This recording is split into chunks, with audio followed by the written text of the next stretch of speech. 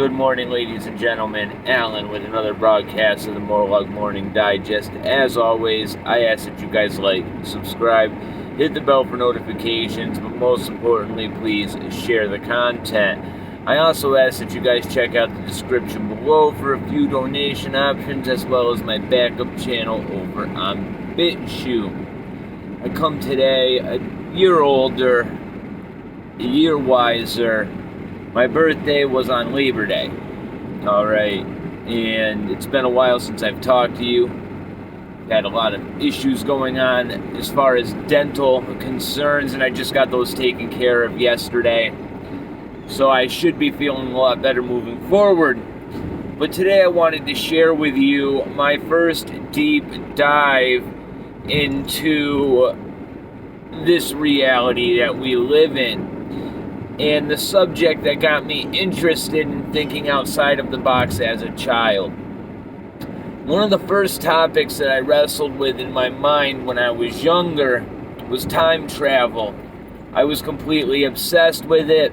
I read H.G. Wells, etc., etc.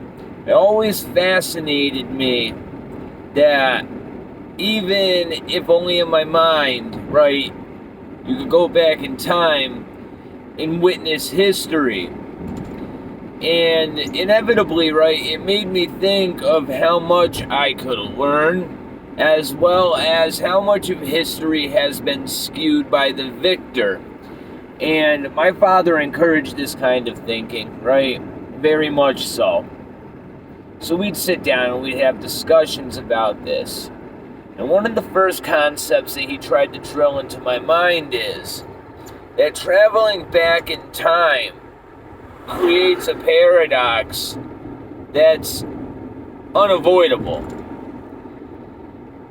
And that revolves around you yourself going back in time to give information to yourself in order to benefit you in the future.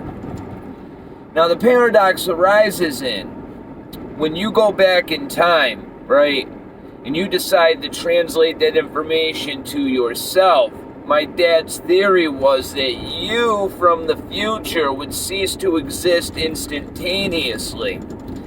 And his reason being is, once you gave that information to yourself, you destroyed the timeline that created your future self.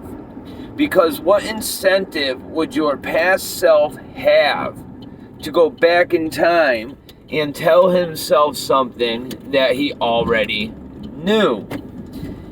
And that's very logical, okay? And that made me think. It made me think that time travel, at least into the past, is impossible if you think conventionally inside of the laws of physics, okay? My opinion on that has changed as I've gotten older, and I view this reality in a different light. Now,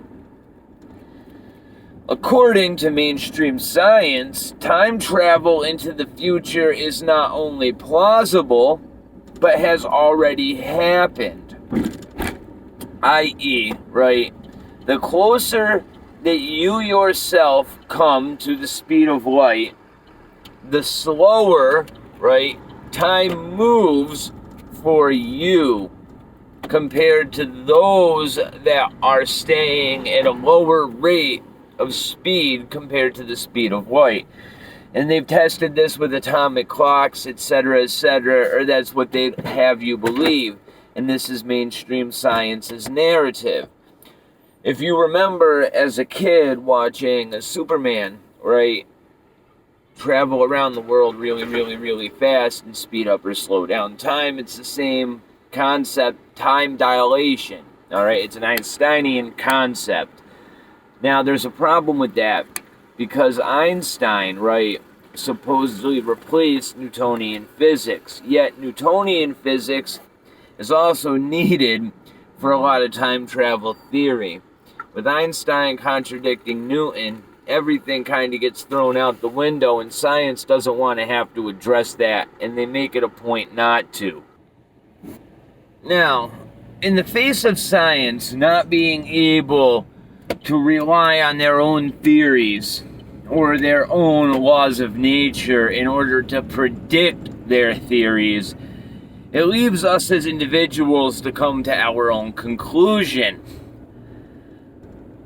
Anybody that's watching this channel, that's spent enough time watching it, knows that I'm a very big proponent of the simulation theory.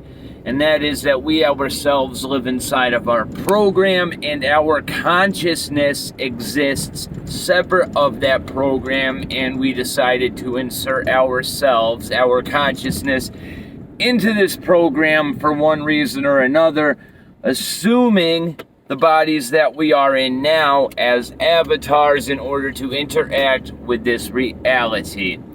With that being said, I've thrown time in and of itself completely out the window as a concept. Because at the end of the day, that is all that time is it not? And that is a concept derived and invented, contrived by the mind of man. And then that means it is therefore inherently flawed. Because anything that comes from the mind of man is inherently flawed. And as soon as you can wrap your mind around the fact that time is not a physical thing, it doesn't exist anywhere, you can't touch it, you can't taste it, you can't smell it. Rather, it's a concept and therefore is not real unless you place your faith in it. And as soon as you remove your faith in time, you come to realize that there is a whole nother plethora of possibilities concerning what we determine our future or our history or whatever it may be. I've come to the conclusion that there is no future and there is no past. There is only the present. You yourself cannot argue this with me, because you have never experienced the past. You have never experienced the future. As a human being, you and your consciousness have only ever existed in the here and now, that is the present. I want you to think about this deeply, because it's something that's going to change your entire perception of life, because it has mine. And that is, what do you know about before you were born? Okay? Not even that. Your earliest memory. Do you have any tangible evidence that you are the age that you are, other than the faith that you place in that piece of paper you call a birth certificate? We just went over what a trap that is. Other than the faith you place in the faith that you place in your parents, right?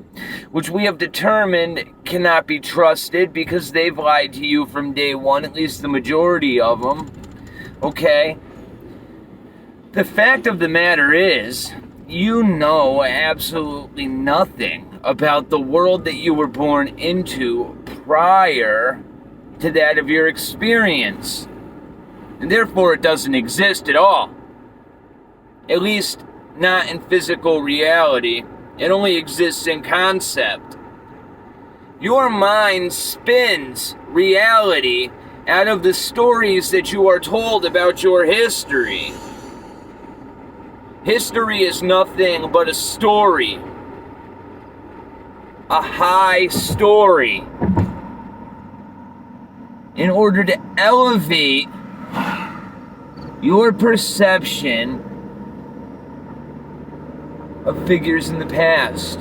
Glorify, put them on a pedestal. But at the end of the day, you know nothing. Nothing prior to your own experience, just as though you know nothing about the future. Before you experience it, nothing exists. And if that is the case, who's to say that there was a past? And what I'm trying to drive at here is, I'm a firm believer that all experience, whether it be past, future, or present, is in essence happening at the same time. Because if we as human beings only ever experience the present, then how is there ever a past or how is there ever a future?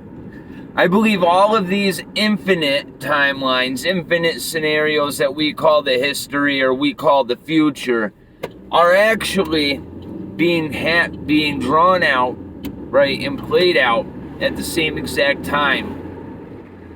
But it is only our placement, right, of consciousness inside of this timeline that decides how we perceive these events.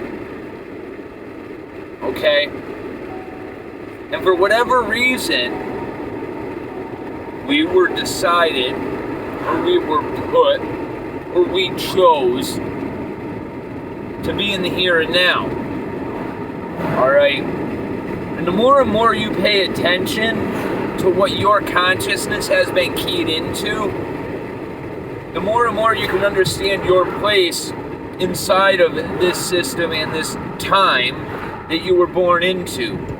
But at the end of the day, it's very important that you yourself as a consciousness understands that this all, right, this all exists separate from you yourself, because you haven't experienced any of it, and therefore you yourself as a consciousness should place absolutely no faith in any of it. God bless and have a great day. It's nice to see you guys again.